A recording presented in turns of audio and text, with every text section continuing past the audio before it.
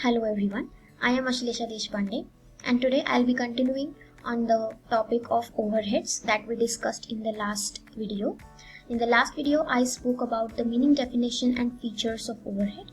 In this one I'll be moving to the next part of the chapter which talks about the classification of overheads. Without any further delay, let's start. Before actually moving to the topic of classification of overheads, we first need to understand and know what is the composition of overhead. What is it exactly composed of? So, when it comes to composition of overheads, it is composed of three main basic elements. First one is indirect material, second one is indirect labor, and the third one is indirect expenses. I'm going to talk on each one of this as we move ahead. In just a moment I'll be talking about this. But when the term composition of overheads come, please remember that it is composed of three basic elements, that is indirect material, indirect labor and indirect expenses. We'll get back to this in a moment. When we say classification of overheads, what is exactly classification? So classification is grouping. Grouping of what? Grouping of like facts.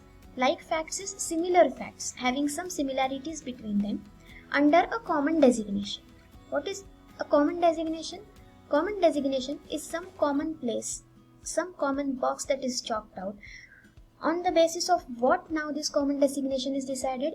This common designation is decided on the basis of certain similarities in nature or maybe attributes or relation or certain objectives of the incurrence of these overheads. Now why is this classification necessary? This classification is mainly necessary for better control by management. It is useful to the management. Then it is useful to plan future activities which can be done well in advance, or it is very helpful in managerial decision making. Now when it comes to classification of overheads, it is done on five main bases.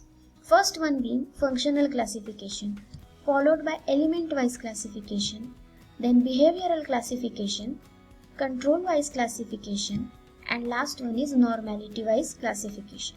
We'll one by one see what exactly this means. Under function-wise classification, overheads are classified on the basis of the function of those overheads, on the basis of the cause for which these overheads are incurred. Element-wise classification, indirect material, indirect labor and indirect expenses. The actual core composition of overheads is because of these elements. We will be discussing that in a moment. Then comes the most important head of classification, that is behavioral classification. Overheads are classified based on the behavior of these overheads in response to the level of output or activity performed in the organization. So they can be fixed overheads, variable overheads or semi-variable overheads. Then control-wise classification. The name suggests us a very concrete meaning of this. Controllable overheads and uncontrollable overheads. Similar is the case with normality-wise classification. There are normal overheads and there are abnormal overheads. Now let us see each head in detail. However, I want to emphasize on the point that because behavioral classification is a very crucial segment from your examination point of view, I will be covering the behavioral classification in the upcoming video. In this video, we will be discussing the other four heads of classification other than the behavioral classification. So let us first start with the functional classification. Now, under functional classification, there are four types of overheads. First one is factory overheads. We all of us have studied in the last year, in the second year, that factory overheads are also called as manufacturing overheads and they are associated directly with the manufacturing activities. These overheads start with the procurement of material or acquiring the raw material into the organization, and they end with the primary packing of the finished product. Now, these overheads are also called as production overheads, works overheads, manufacturing overheads. All of these are synonyms for factory overheads. Factory overheads are mainly an invisible part of your finished products. Okay, Example, industrial lubricants or consumables or maybe indirect wages, depreciation is there of factory building. All of these are there. Now, when I say invisible part of finished products, what do I exactly mean? I mean that these products or these resources go into the production indirectly. They can be indirectly associated with the production. They assist in the production process, they assist in the smooth functioning of the production process, but actually they do not form the part of the finished product. Moving ahead. Second is administrative overheads. These are nothing but the costs of formulating the policies or the cost of directing the organization or controlling the overall operations in the organization. They are indirectly related to the production. So all the costs, all the overheads that are incurred in the corporate office, in your administrative office, which involves all the paperwork, all the stationery maybe, all such kinds of costs or overheads are called as administrative overheads. These are also called as office overheads, management overheads, establishment overheads, etc. Very common examples of admin overheads I just said a moment back. It can be general manager's salaries or audit fees or legal charges or printing and stationery. Next is selling overheads. Selling overheads are nothing but the costs for creating and stimulating the demand in the market. That is, it is the cost of promoting the sales, or maybe after a particular point of time, the cost incurred by the organization for retaining the existing customers.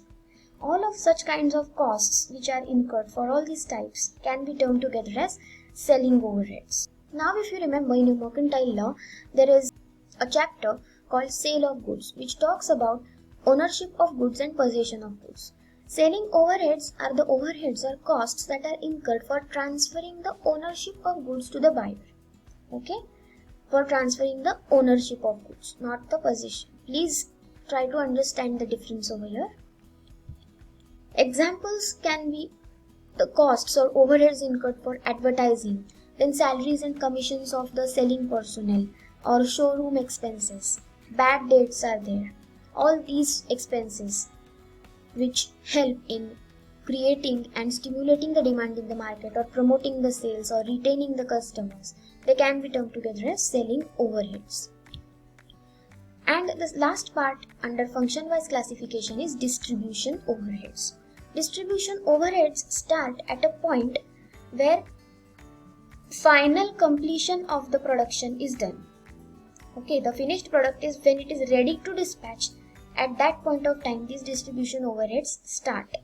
And they end when the product actually reaches the destination or actually reaches in the hands of the customer. Now, distribution overheads are the overheads incurred for transferring the possession of the goods to the buyer. Please understand. Transferring the possession is transferring the actual product from the godown or the warehouse to the customer's house. So it means that these are the expenses for moving the product from point A to point B, actual physical moving of the product. And as a result of that, it is called as transferring expenses for transferring the possession of the goods or products. Very common examples are secondary packaging or carriage outward, delivery van cost, warehouse cost. Now warehouse costs you have to be very careful with. Warehouse cost can be of two types. If warehouse is specifically dedicated for storing all the raw material that is required for production, then it will go under factory overheads. The rent of that warehouse or other costs associated with the warehouse, it will go to the factory overheads. However, if the warehouse is merely only used for storing the finished products, for piling up the finished products so that they can be taken away whenever the order is received, under such situation it can be termed as distribution overheads. So you have to be very careful with these confusing categories of costs. There is a minute difference between them which makes them different. However, the similarity is that they are both incurred after the production process, and as a result of it, both the costs together, that is selling cost and distribution cost together, are called as after production costs. Okay? Selling overheads plus distribution overheads is equal to after production costs. Moving ahead, element-wise classification. Indirect material, indirect labor and indirect expenses. These elements are the main core composition of the term overheads. Indirect material do not form the part of finished products directly, but it assists in the production process. Without the involvement of indirect material, the production process cannot be completed. As a result of that, it is extremely important for smooth functioning. For example, it can be consumables or coolants or industrial lubricants or oils that are used, without which the machine cannot process. And if the machine does not process, the finished product cannot be completed. As a result of that, its assistance is extremely important, but it directly does not go into the finished product. That's why I said a moment back that it is an invisible part of finished product. Moving ahead, second part is indirect labor. Now, indirect labor includes indirect wages and indirect salaries. Example, wages to helpers or factory watchmen or office staff. All those people who assist in the production process. Watchman actually does not go and work on the machine, but he guards the factory, guards the site, guards your place where the machinery is kept, guards the floor area. Or helpers. Helpers can help you transmit products from one place to the another place, or they can help or assist in doing something else, which can be secondary. They are not directly involved, but that is, their work is still important and it assists in the actual production process. And the third important thing is indirect expenses. All the expenses other than direct expenses are called as indirect expenses. Very common examples are costs that are incurred on loose tools or a bunch of nuts, bolts are there, and a non-cash expenditure example of this is depreciation. There are a bunch of other examples in your textbook. If you read carefully, there are a lot of examples given. I have picked very common examples and I have put them over here. Moving ahead, control-wise classification. Why is control necessary now? Very simple, for ascertainment of costs with control and accuracy.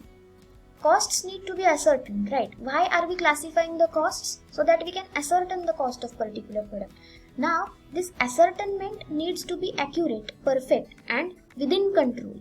It shouldn't be excessive, right? That wouldn't be beneficial for your organization. So, for keeping the ascertainment of costs under control and finding the costs or deciding the costs with accuracy, control is extremely necessary.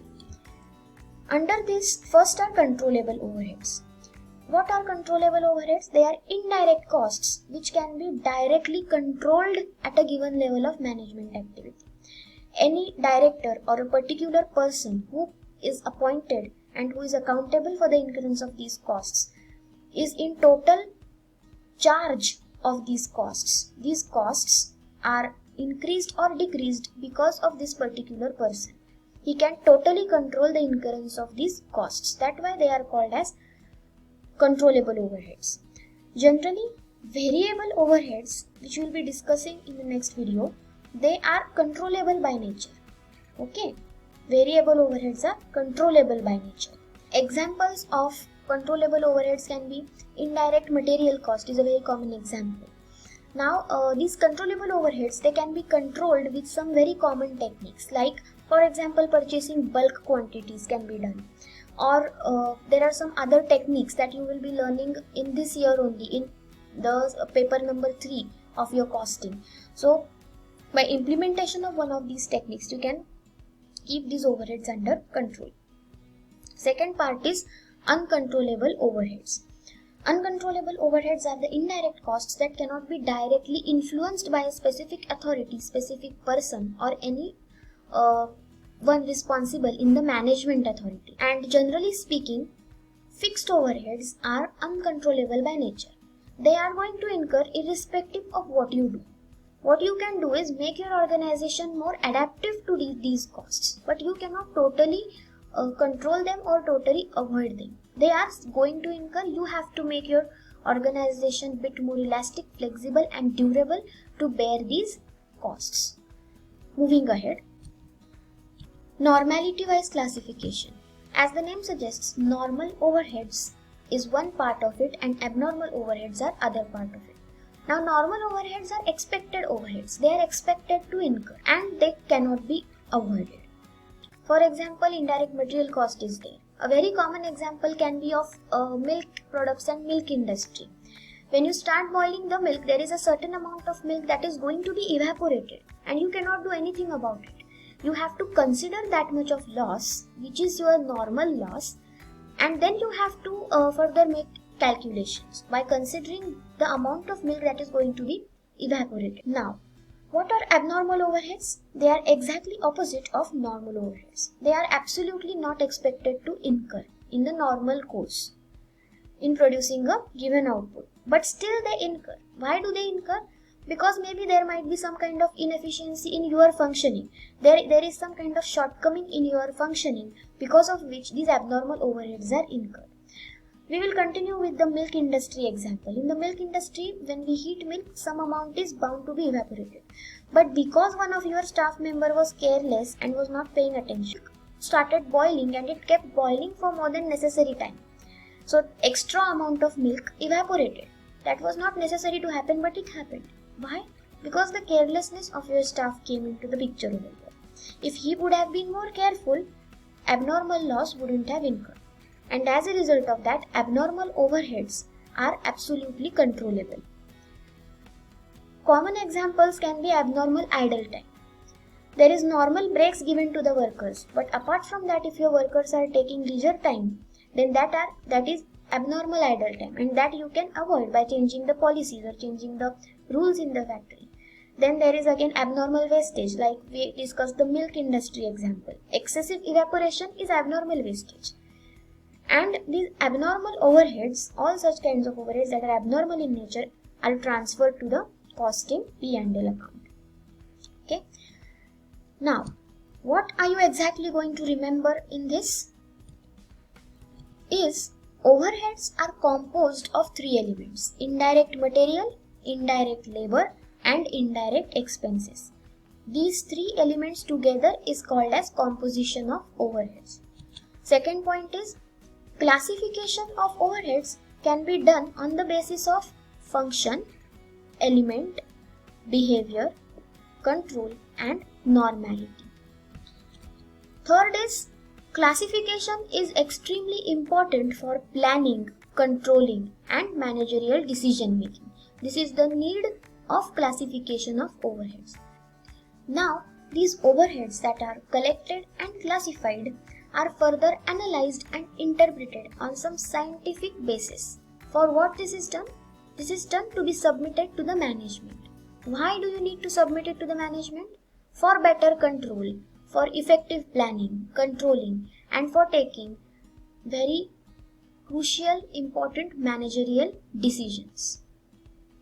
As a result of that, this whole process of classification becomes of immense importance.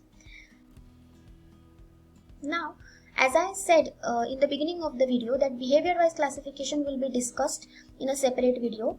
That will be the upcoming video itself. It is a very important question from your UG exam point of view as well as from all your professional exams, and as a result of it, I will be covering that in the separate video.